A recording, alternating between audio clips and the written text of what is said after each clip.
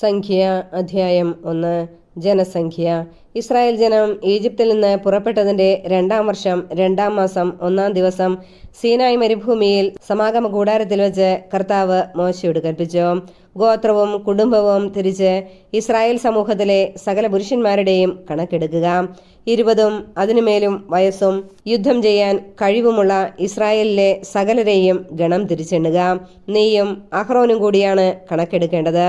ഓരോ ഗോത്രത്തിലും നിന്ന് ഒരു തലവനെ കൂടെ കൊണ്ടുപോകണം. നിങ്ങളെ സഹായിക്കാൻ വരേണ്ടവർ ഇവരാണ്: റൂബനിൽ നിന്ന് ഷെദയൂറിന്റെ പുത്രൻ എലീസൂർ, ശിമയോനിൽ നിന്ന് സുരിഷദായുടെ പുത്രൻ ഷെലൂമിയേൽ, യൂദായിൽ നിന്ന് അമിനാദാബിന്റെ പുത്രൻ നഹ്ഷോൻ, ഇസാക്കറിൽ നിന്ന് സുവാറിന്റെ പുത്രൻ നെതാനേൽ, സെബലൂണിൽ നിന്ന് ഹേലോനിന്റെ പുത്രൻ എലിയാബ്, ജോസഫിന്റെ പുത്രന്മാരായ എഫ്രായിം, മനാസെ എന്നിവരിൽ നിന്ന് യഥാക്രമം അമ്മിഹൂദിന്റെ പുത്രൻ എലീഷാമ, പെദഹ്സൂറിന്റെ പുത്രൻ ഗമാലിയേൽ, ബെഞ്ചമിനിൽ നിന്ന് ഗിദയോനിന്റെ പുത്രൻ അബിദാൻ, ദാനിൽ നിന്ന് അമിഷദായുടെ പുത്രൻ അഹിയസർ, ആഷേറിൽ നിന്ന് ഒക്രാന്റെ പുത്രൻ പഗിയേൽ, ഗാദിൽ നിന്ന് റവൂവേലിന്റെ പുത്രൻ എലിയാസഫ്, നഫ്താലിയിൽ നിന്ന് ഏദാനിന്റെ പുത്രൻ അഹീറ. ഇവരാണ് ഇസ്രായേൽ വംശത്തിന്റെ നേതാക്കന്മാരായി തിരഞ്ഞെടുക്കപ്പെട്ട ഗോത്രത്തലവന്മാർ. മോശയും അഹ്റോനും ഇവരെ സ്വീകരിച്ചു. 2-ാം മാസം 1-ാം ദിവസം അവർ ജനത്തെ മുഴുവൻ ഒരുമിച്ച് കൂട്ടി. ഓരോരുത്തരുടെയും കുടുംബം, ഗോത്രം ഇവയനുസരിച്ച് 20-ഉം അതിൽ കൂടുതലും വയസ്സുള്ളവരെ ആളാം പ്രതി പട്ടികയിൽ ചേർത്തു. അങ്ങനെ കർത്താവ് കൽപ്പിച്ചതുപോലെ സീനായി മരുഭൂമിയിൽ വെച്ച് മോശ ഇസ്രായേൽ ജനത്തിന്റെ കണക്കെടുത്തു. ഇസ്രായേലിന്റെ ആദ്യജാതനായ റൂബന്റെ ഗോത്രത്തിൽപ്പെട്ടവർ തലമുറ, വംശം, കുടുംബം, പേര് ഇവയനുസരിച്ച് തിട്ടപ്പെടുത്തിയപ്പോൾ 20-ഉം അതിനുമേലും വയസ്സും യുദ്ധശേഷിയുമുള്ളവർ 46,500. ശിമയോന്റെ ഗോത്രത്തിൽപ്പെട്ടവർ തലമുറ, വംശം, കുടുംബം, പേര് ഇവയനുസരിച്ച് തിട്ടപ്പെടുത്തിയപ്പോൾ 20-ഉം അതിനുമേലും വയസ്സും യുദ്ധശേഷിയുമുള്ളവർ 59,300. ഗാദിന്റെ ഗോത്രത്തിൽപ്പെട്ടവർ തലമുറ, വംശം, കുടുംബം, പേര് ഇവയനുസരിച്ച് തിട്ടപ്പെടുത്തിയപ്പോൾ 20-ഉം അതിനുമേലും വയസ്സും യുദ്ധശേഷിയുമുള്ളവർ 45,650. യൂദായുടെ ഗോത്രത്തിൽപ്പെട്ടവർ തലമുറ, വംശം, കുടുംബം, പേര് ഇവയനുസരിച്ച് തിട്ടപ്പെടുത്തിയപ്പോൾ 20-ഉം അതിനുമേലും വയസ്സും യുദ്ധശേഷിയുമുള്ളവർ 74,600. ഇസാക്കറിന്റെ ഗോത്രത്തിൽപ്പെട്ടവർ തലമുറ, വംശം, കുടുംബം, പേര് ഇവയനുസരിച്ച് തിട്ടപ്പെടുത്തിയപ്പോൾ 20-ഉം അതിനുമേലും വയസ്സും യുദ്ധശേഷിയുമുള്ളവർ 54,400. സെബിലോൺ ഗോത്രത്തിൽപ്പെട്ടവർ തലമുറ, വംശം, കുടുംബം, പേര് ഇവയനുസരിച്ച് തിട്ടപ്പെടുത്തിയപ്പോൾ 20-ഉം അതിനുമേലും വയസ്സും യുദ്ധശേഷിയുമുള്ളവർ 57,400. ജോസഫിന്റെ മക്കളായ എഫ്രായിമിന്റെയും മനാസയുടെയും ഗോത്രത്തിൽപ്പെട്ടവർ തലമുറ, വംശം, കുടുംബം, പേര് ഇവയനുസരിച്ച് തിട്ടപ്പെടുത്തിയപ്പോൾ 20-ഉം അതിനുമേലും വയസ്സും യുദ്ധശേഷിയുമുള്ളവർ യഥാക്രമം 40,500-ഉം 32,200. ബെഞ്ചമിന്റെ ഗോത്രത്തിൽപ്പെട്ടവർ തലമുറ, വംശം, കുടുംബം, പേര് ഇവയനുസരിച്ച് തിട്ടപ്പെടുത്തിയപ്പോൾ 20-ഉം അതിനുമേലും വയസ്സും യുദ്ധശേഷിയുമുള്ളവർ 35,400. ദാനിന്റെ ഗോത്രത്തിൽപ്പെട്ടവർ തലമുറ, വംശം, കുടുംബം, പേര് ഇവയനുസരിച്ച് തിട്ടപ്പെടുത്തിയപ്പോൾ 20-ഉം അതിനുമേലും വയസ്സും യുദ്ധശേഷിയുമുള്ളവർ 62,700. ആഷേറിന്റെ ഗോത്രത്തിൽപ്പെട്ടവർ തലമുറ, വംശം, കുടുംബം, പേര് ഇവയനുസരിച്ച് തിട്ടപ്പെടുത്തിയപ്പോൾ 20-ഉം അതിനുമേലും വയസ്സും യുദ്ധശേഷിയുമുള്ളവർ 41,500. നഫ്താലി ഗോത്രത്തിൽപ്പെട്ടവർ തലമുറ, വംശം, കുടുംബം, പേര് ഇവയനുസരിച്ച് തിട്ടപ്പെടുത്തിയപ്പോൾ 20-ഉം അതിനുമേലും വയസ്സും യുദ്ധശേഷിയുമുള്ളവർ 53,400. ഇസ്രായേലിലെ ഗോത്ര പ്രതിനിധികളായ 12 നേതാക്കളും മോശയും അഹ്റോനും ചേർന്നെടുത്ത കണക്കിൽപ്പെട്ടവരാണിവർ. ഗോത്രം ഗോത്രമായി 20-ഉം അതിനുമേലും വയസ്സു പ്രായത്തിൽ ഇസ്രായേലിലെ യുദ്ധശേഷിയുള്ള പുരുഷന്മാർ ആകെ 6,03,550 ആയിരുന്നു. ലേവി ഗോത്രത്തെ ജനസംഖ്യയിൽ പെടുത്തിയില്ല. കാരണം കർത്താവ് മോശയോട് അരുളി ചെയ്തിരുന്നു: ലേവ്യരെ നീ എണ്ണരുത്, ഇസ്രായേലരുടെ ജനസംഖ്യയിൽ അവരുടെ എണ്ണം ചേർക്കുകയുമരുത്. എന്നാൽ സാക്ഷ്യകൂടാരവും അതിലെ ഉപകരണങ്ങളും അതുമായി ബന്ധപ്പെട്ട സകലതും ലേവ്യരുടെ മേൽനോട്ടത്തിലായിരിക്കണം. അവർ കൂടാരവും അതിലെ ഉപകരണങ്ങളും വഹിക്കുകയും അതിൽ ശുശ്രൂഷ ചെയ്യുകയും വേണം. കൂടാരത്തിനു ചുറ്റും അവർ താവളമടിക്കട്ടെ. കൂടാരവുമായി പുറപ്പെടേണ്ടി വരുമ്പോൾ ലേവ്യർ അത് അഴിച്ചിറക്കുകയും കൂടാരമടിക്കേണ്ടി വരുമ്പോൾ അവർ തന്നെ അത് സ്ഥാപിക്കുകയും വേണം. മറ്റാരെങ്കിലും അതിനെ സമീപിച്ചാൽ അവനെ വധിക്കണം. ഇസ്രായേൽ ജനം ഗണങ്ങളായി തിരിഞ്ഞ് ഓരോരുത്തരും താന്താങ്ങളുടെ പാളയത്തിലും സ്വന്തം കൊടിക്കീഴിലും താവളമടിക്കണം. ഇസ്രായേൽ സമൂഹത്തിന് നേരെ ദൈവകോപം ഉണ്ടാകാതിരിക്കേണ്ടതിന് ലേവ്യർ സാക്ഷ്യകൂടാരത്തിനു ചുറ്റും പാളയമടിക്കണം. സാക്ഷ്യകൂടാരത്തിന്റെ ചുമതല അവർ വഹിക്കുകയും വേണം. ഇസ്രായേൽ ജനം അപ്രകാരം ചെയ്തു. കർത്താവ് മോശയോട് കൽപ്പിച്ചതുപോലെ അവർ പ്രവർത്തിച്ചു. സംഖ്യ അധ്യായം 2. പാളയമടിക്കേണ്ട ക്രമം. കർത്താവ് മോശയോടും അഹ്റോനോടും അരുളി ചെയ്തു, ഇസ്രായേൽ ജനം അവരവരുടെ ഗോത്രമുദ്രയോടുകൂടിയ പതാകകൾക്ക് കീഴിൽ പാളയമടിക്കണം.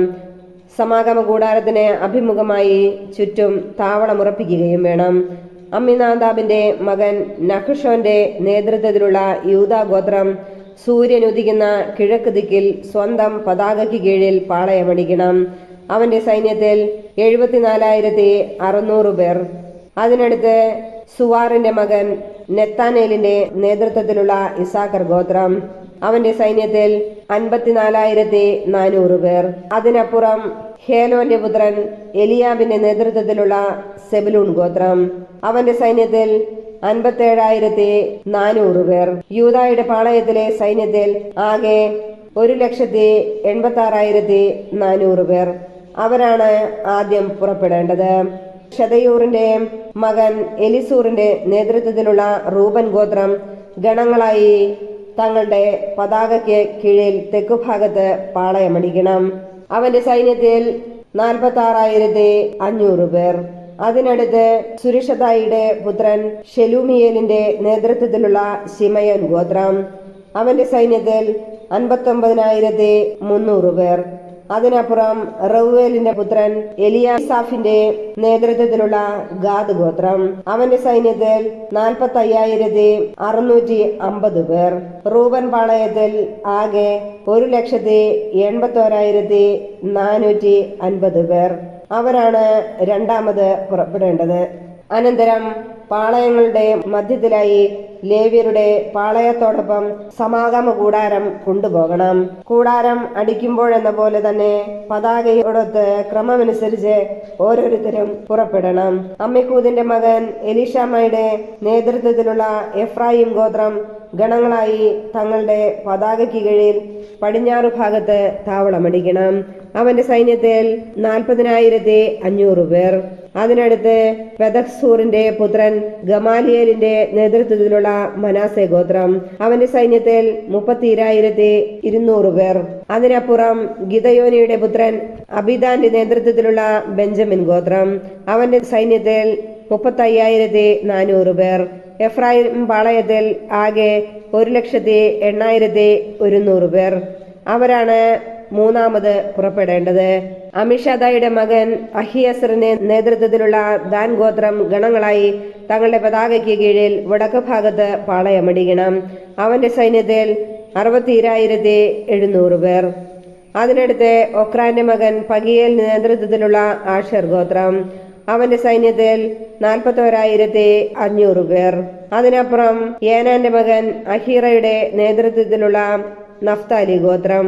അവന്റെ സൈന്യത്തിൽ 53,400 പേർ. ദാനിന്റെ പാളയത്തിൽ ആകെ 1,57,600 പേർ. സ്വന്തം പതാകകളോടുകൂടി അവരാണ് ഏറ്റവും അവസാനം പുറപ്പെടേണ്ടത്. ഗോത്രക്രമം അനുസരിച്ച് ജനസംഖ്യയിൽപ്പെട്ട ഇസ്രായേൽ ജനം ഇവരാണ്. പാളയത്തിൽ ഉണ്ടായിരുന്നവരും ഗണമനുസരിച്ച് കണക്കെടുക്കപ്പെട്ടവരുമായ ആളുകൾ ആകെ 6,03,550. കർത്താവ് മോശയോട് കൽപ്പിച്ചതനുസരിച്ച് ഇസ്രായേൽ ജനത്തിന്റെ കൂടെ ലേവ്യരെ എണ്ണിയില്ല. കർത്താവ് മോശയോട് കൽപ്പിച്ച പ്രകാരം ഇസ്രായേൽ പ്രവർത്തിച്ചു. അവർ സ്വന്തം പതാകകൾക്ക് കീഴെ പാളയമടിക്കുകയും ഗോത്രവും കുടുംബവും അനുസരിച്ച് യാത്ര പുറപ്പെടുകയും ചെയ്തു. സംഖ്യ അധ്യായം 3. അഹറോന്റെ പുത്രന്മാർ. സീനായി മലമുകളിൽ വെച്ച് ദൈവം മോശയോട് സംസാരിക്കുമ്പോൾ അഹറോന്റെയും മോശയുടെയും വംശാവലി പ്രകാരമായിരുന്നു. അഹ്റോന്റെ പുത്രന്മാരുടെ പേരുകൾ: ആദ്യജാതനായ നാദാബും അബീഹു, എലയസർ, ഇത്താമർ എന്നിവരും. ഇവർ പൗരോഹിത്യ ശുശ്രൂഷ ചെയ്യാൻ അഭിഷിക്തരായ അഹ്റോന്റെ പുത്രന്മാരാണ്. ഇവരിൽ നാദാബും അബീഹുവും സീനായ് മരുഭൂമിയിൽ കർത്താവിന് മുമ്പിൽ അവിശുദ്ധമായ അഗ്നി അർപ്പിച്ചപ്പോൾ അവിടെ വെച്ച് മരിച്ചു. അവർക്ക് സന്താനങ്ങളില്ലായിരുന്നു. അതിനാൽ എലയാസറും ഇത്താമറും തങ്ങളുടെ പിതാവായ അഹ്റോന്റെ ജീവിതകാലത്ത് തന്നെ പുരോഹിതന്മാരായി സേവനമനുഷ്ഠിച്ചു. ലേവ്യരുടെ കടമകൾ. കർത്താവ് മോശയോട് അരുളി ചെയ്തു, ലേവി ഗോത്രത്തെ കൊണ്ടുവന്ന് അഹ്റോന്റെ ശുശ്രൂഷയ്ക്ക് നിയോഗിക്കുക. അവർ കൂടാരത്തിൽ ശുശ്രൂഷ ചെയ്യുന്നതോടൊപ്പം സമാഗമ കൂടാരത്തിന് മുമ്പിൽ അഹ്റോനും സമൂഹത്തിനും വേണ്ടി സേവനമനുഷ്ഠിക്കട്ടെ. സമാഗമ കൂടാരത്തിലെ വസ്തുക്കളുടെ മേൽനോട്ടവും അവർക്കായിരിക്കും. കൂടാരത്തിൽ ശുശ്രൂഷ ചെയ്യുന്നതോടൊപ്പം ഇസ്രായേൽ ജനത്തിനും അവർ സേവനം ചെയ്യണം. ലേവ്യരെ അഹ്റോനും പുത്രന്മാർക്കും വേണ്ടി നിയോഗിക്കുക. ഇസ്രായേൽ ജനത്തിൽ നിന്ന് അഹ്റോന് പൂർണ്ണമായും നൽകപ്പെട്ടവരാണിവർ.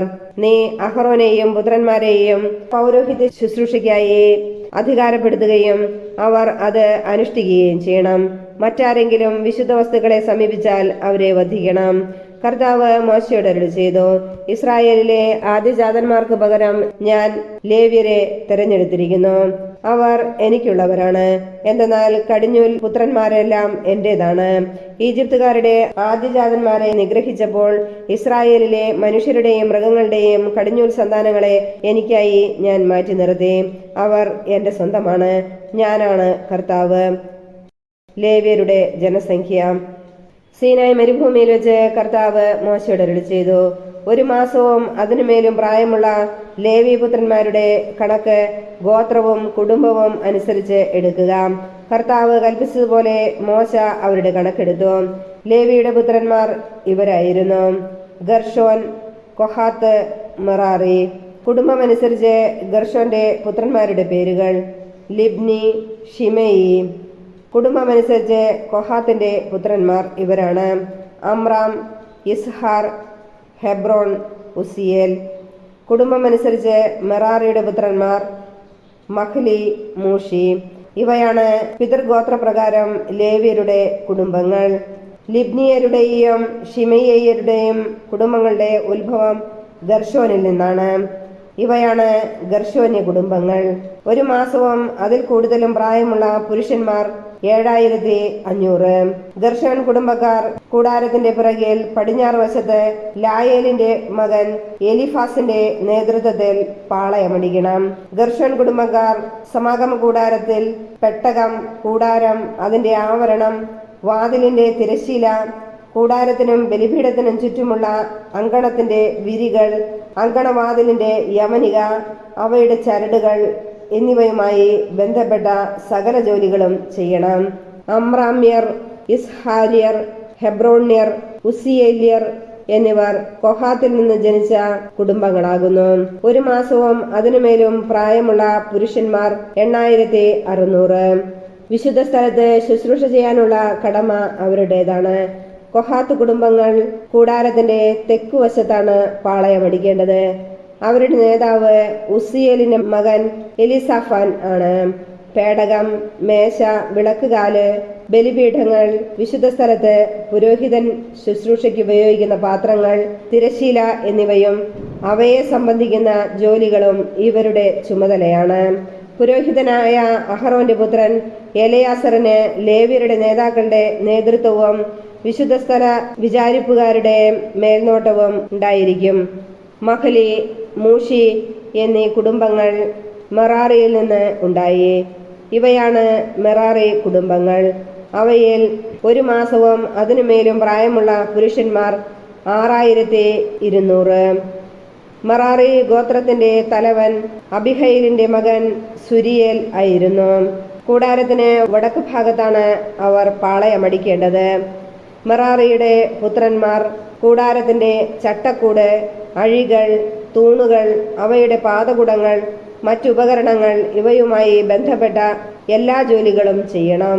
അങ്കണത്തിന്റെ തൂണുകൾ, അവയുടെ പാദകുടങ്ങൾ, കുറ്റികൾ, ചരടുകൾ ഇവയുടെ മേൽനോട്ടവും അവർ വഹിക്കണം. സമാഗമ കൂടാരത്തിന് മുമ്പിൽ കിഴക്ക് വശത്ത് പാളയമടിക്കേണ്ടത് മോശയും അഹ്റോനും അവന്റെ പുത്രന്മാരുമാണ്. വിശുദ്ധ സ്ഥലത്ത് ഇസ്രായേൽ ജനത്തിനു വേണ്ടി നിർവഹിക്കേണ്ട എല്ലാ ആരാധനയുടെയും ചുമതല അവർക്കാണ്.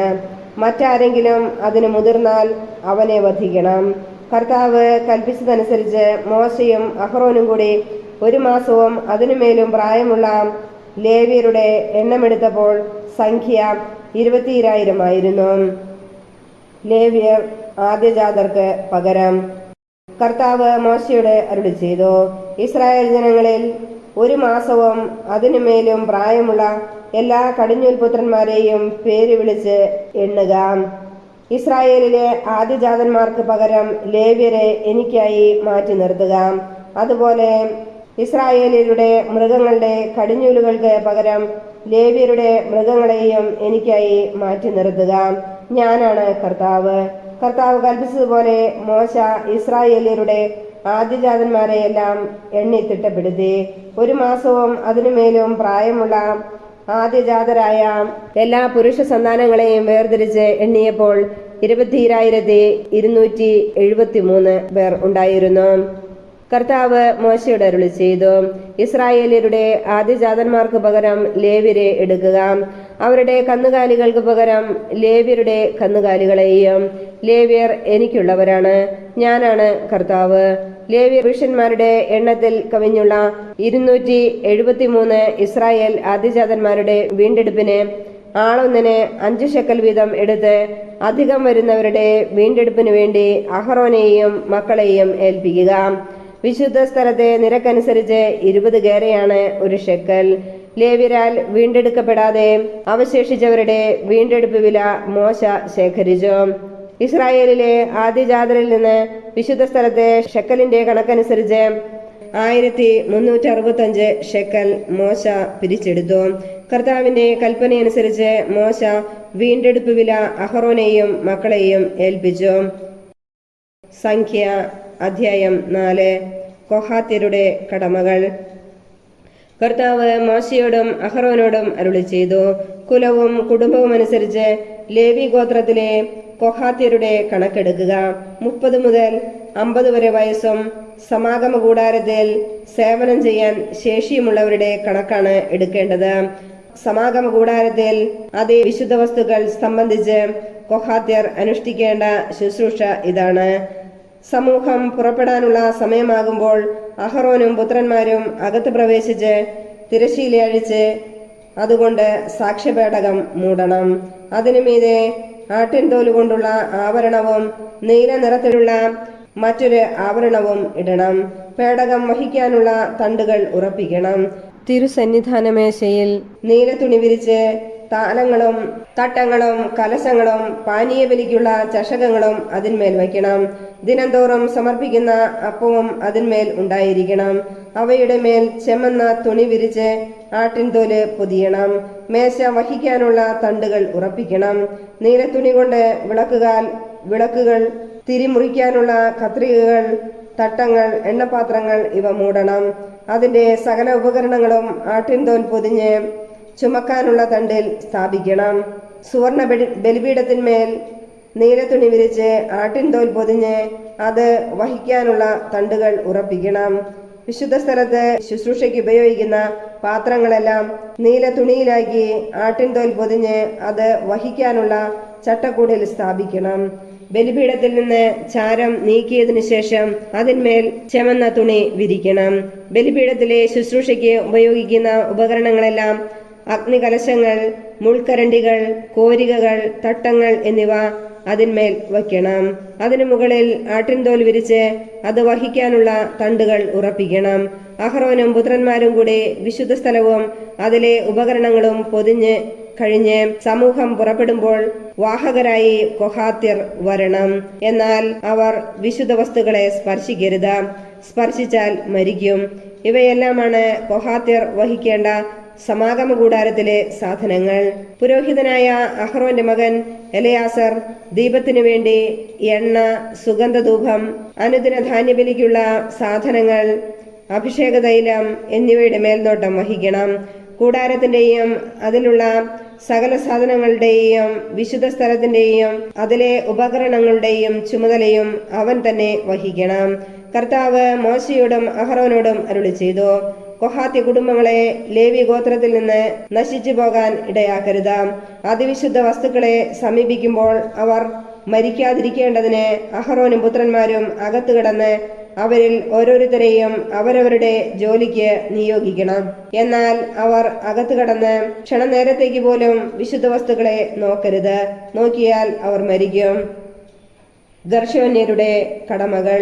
കർത്താവ് മോശയോട് അരുളി ചെയ്തു, കുലവും കുടുംബവും അനുസരിച്ച് ഗർശോന്യരുടെ കണക്കെടുക്കണം. 30 മുതൽ 50 വരെ വയസ്സും സമാഗമ കൂടാരത്തിൽ സേവനം ചെയ്യാൻ ശേഷിയുമുള്ളവരുടെ എണ്ണമെടുക്കുക. ഗർശോന്യ കുടുംബങ്ങൾക്ക് ശുശ്രൂഷ ചെയ്യുന്നതിലും ഭാരം വഹിക്കുന്നതിനുമുള്ള പങ്ക് ഇതാണ്: കൂടാരവിരികൾ, സമാഗമ കൂടാരം, അതിന്റെ ആവരണം, കൂടാരവാതിലിന്റെ തിരശ്ശീല, കൂടാരത്തിനും ബലിപീഠത്തിനും ചുറ്റുമുള്ള അങ്കണത്തിന്റെ വിരികൾ, അങ്കണ കവാടത്തിലെ യവനിക, അവയുടെ ചരടുകൾ, അവിടെ ശുശ്രൂഷ ചെയ്യാനുള്ള ഉപകരണങ്ങൾ എന്നിവ അവർ വഹിക്കണം. ഇത് സംബന്ധിച്ചുള്ള എല്ലാ കാര്യങ്ങളും അവർ ചെയ്യണം. ഭാരം വഹിക്കലും ഇതര സേവനങ്ങളും അടക്കം തങ്ങൾ ചെയ്യേണ്ട എല്ലാ ജോലികളിലും ഗർശോന്യർ അഹറോന്റെയും പുത്രന്മാരുടെയും നിർദ്ദേശങ്ങൾ അനുസരിക്കണം. അവരുടെ കർത്തവ്യങ്ങൾ നീ ഏൽപ്പിച്ചു കൊടുക്കണം. ഇതാണ് സമാഗമ കൂടാരത്തിൽ ഗർശോന്യർ ചെയ്യേണ്ട ജോലികൾ. പുരോഹിതനായ അഹറോന്റെ പുത്രൻ ഇത്താമറിന്റെ മേൽനോട്ടത്തിലായിരിക്കണം അവരുടെ ജോലി. മെറാറിയരുടെ കടമകൾ. കുലവും കുടുംബവും അനുസരിച്ച് മെറാറിയരുടെ എണ്ണമെടുക്കണം.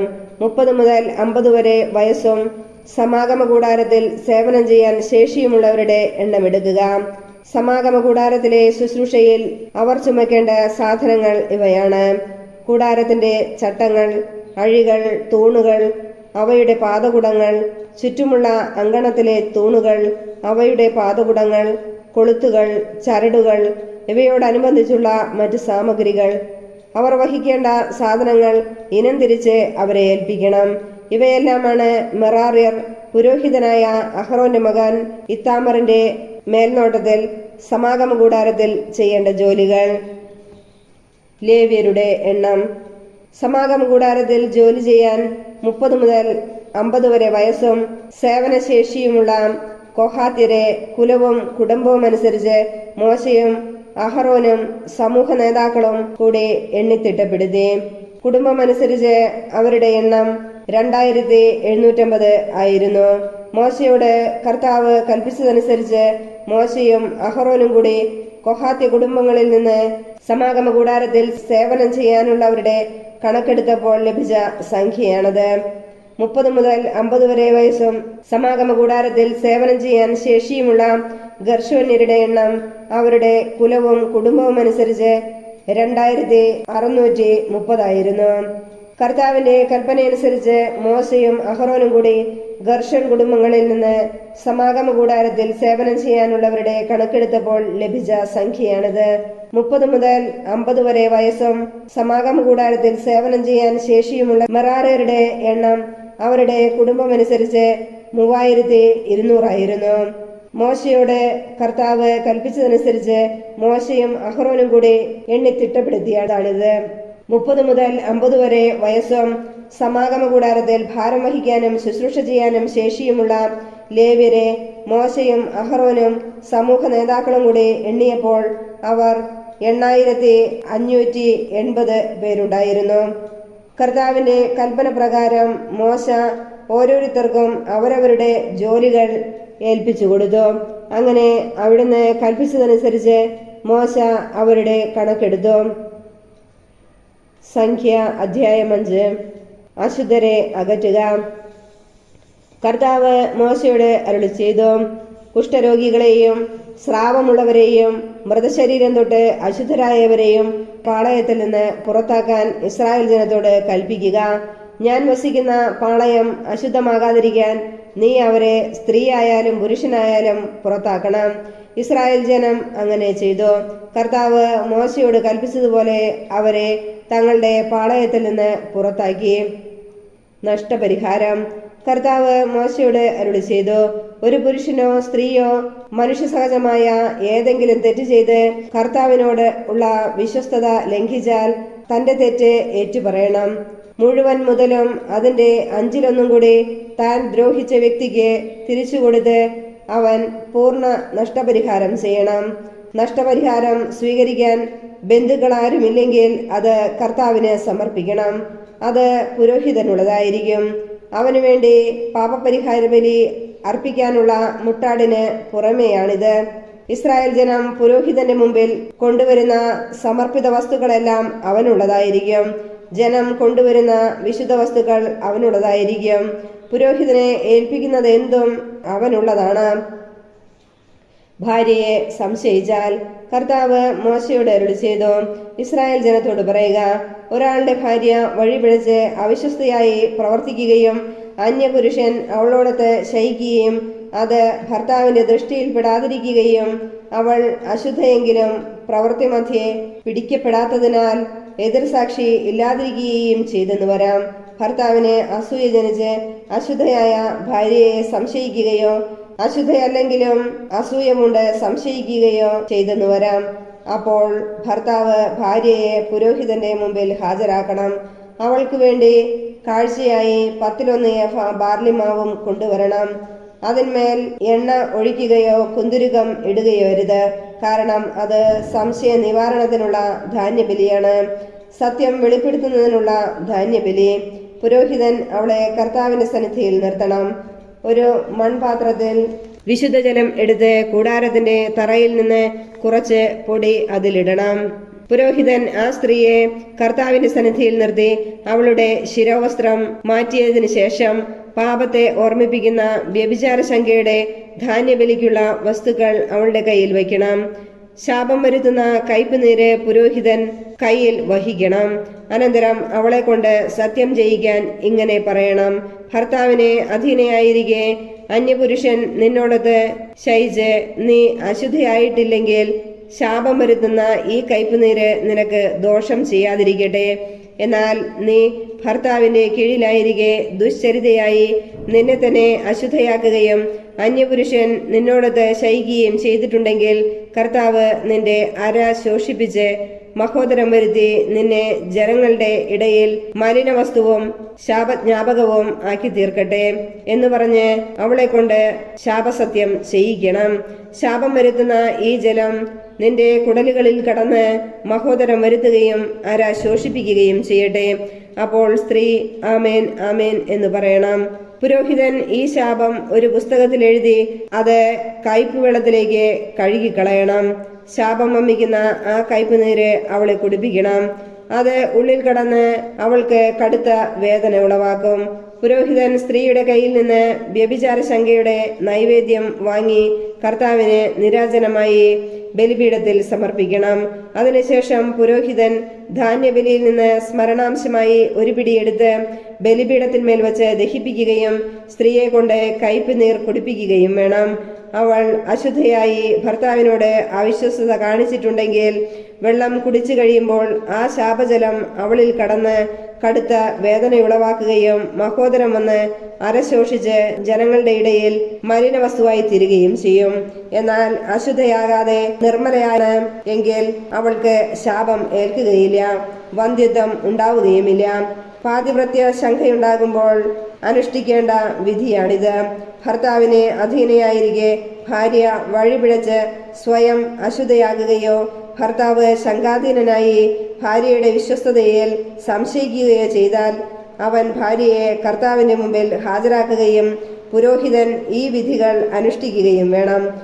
പുരുഷൻ അകൃത്യത്തിൽ നിന്ന് വിമുക്തനായിരിക്കും. സ്ത്രീ തന്റെ അകൃത്യത്തിന്റെ ഫലം അനുഭവിക്കുകയും ചെയ്യും.